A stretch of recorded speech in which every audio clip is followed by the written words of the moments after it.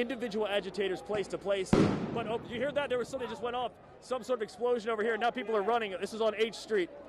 This is what's been happening. Every 10 to 15 minutes, something will go off. A firework here, an explosion over there. Quickly, this is sort of the area that, if you can believe it, from where I'm standing right now, and this is why we call it flash flooding, the water was up to about here.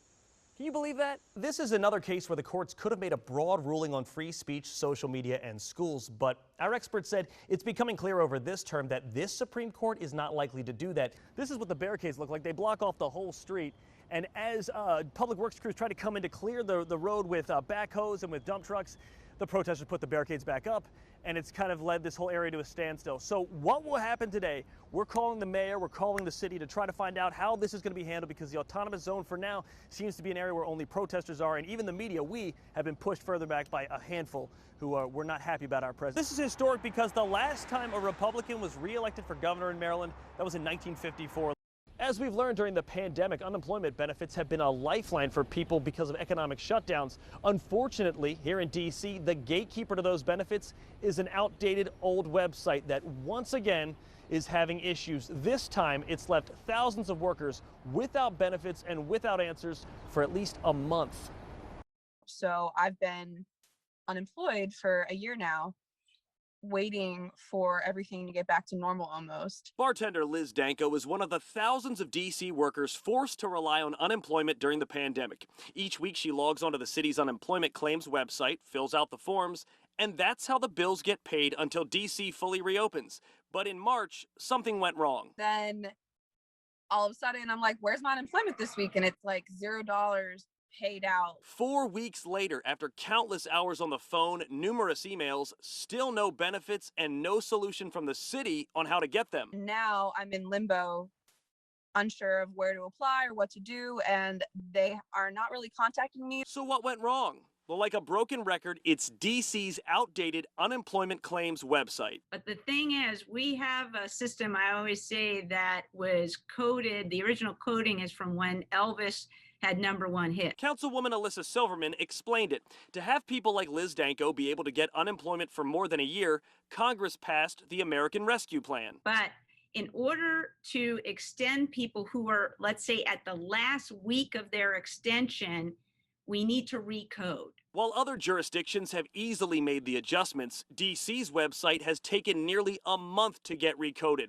And in that time, it's left thousands of people like Liz without those benefits they rely on. And I really worry for the people that really are depending on it every week and really need that money to pay their bills and to put food on the table for their families. And Councilwoman Silverman hopes all of these issues the DC unemployment system has caused will be a wake-up call to her fellow council members and the mayor. And I hope that this moment is when we have the political will to do it. Because I've been talking about it for years, but no one cared. Well, now people care. Let's get it done. Let's get this system modernized. For the last 2 weeks, I've reached out to DC's employment offices. I've called and I've emailed, but I still haven't gotten a comment yet. As far as when the website update will be finished, according to Councilwoman Silverman, it's supposed to be today. And I went a little further and asked her, you know, with all these updates to the website, where are we at with building a new DC unemployment claims website? She said it's being built now, but it's such a heavy lift, such a big endeavor, it's going to take until 2022 to be finished. Outside the Wilson building, I'm Matt Gregory, WUSA 9. At the corner of MLK and Good Hope Road, perhaps appropriately named for this story, Antoine Ford has a vision. This type of development is not usually done on this side of the river. This is just an artist rendering, but Ford has big plans. Where you got a coffee shop and a lighting headquarters, a tech firm. That's Ford's company, and in 2021, he'll move his headquarters to this spot. Yeah, I mean, for me, I'm closer to my customers in Northwest. I'm closer to my home. Yeah. So for me moving here, it's going to be like at the end of the day, I'm being less convenient because it's more important for me to be here. He wants his company in Ward 8 to bring jobs here. And within minutes of us talking, this man, Ronnie Melson, walks over and asks for a job.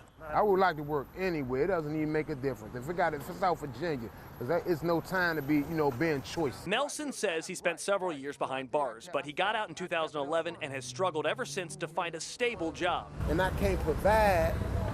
Yeah. I feel less of.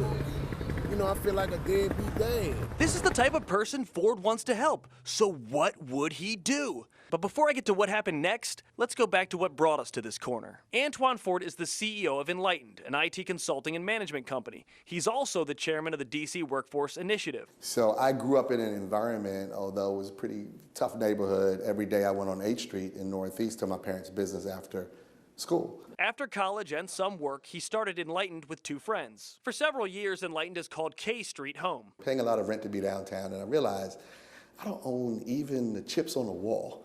And so we started thinking about why not invest in something that we can own. And that's where Opportunity Zones come in. Very quickly, it's a federal program that encourages investors to make long-term investments in low-income communities, and in exchange, investors and developers get tax write-offs. Ford linked up with the Menkidi Group, a development firm, and together Enlightened and Menkidi invested in the Opportunity Zone at the corner of Good Hope and MLK in Ward 8.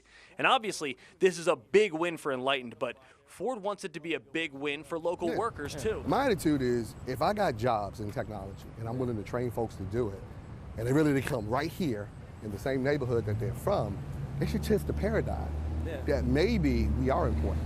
The people are willing to come to us. His point is he wants to have development enhance the neighborhood, not chase people out. But I think at the end of the day, when they see somebody coming over and they don't realize, they may see a suit, they may see somebody who looks like they're not from Washington. And I tell them, listen, I'm from here, right? So I feel your pain. I understand conceptually what this may look like. Which brings us back to Ronnie Melson, a Ward 8 man in need of a job. Right, like Berry Farm, they closing that down. I know. I applied for that job. Oh, but, okay. You know what I mean? Yeah. And I still haven't gotten a call back. Problem is, Enlightened won't be here anytime soon, and Melson needs a job now.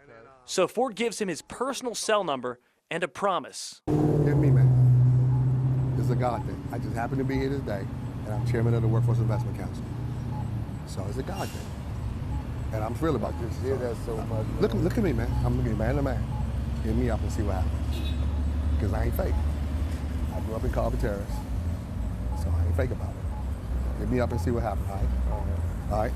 Seriously, man. And that is the kind of hope Antoine Ford wants to offer people at this corner. Hit me up today, man. I gave you my personal cell. I can't get any closer than that. Okay.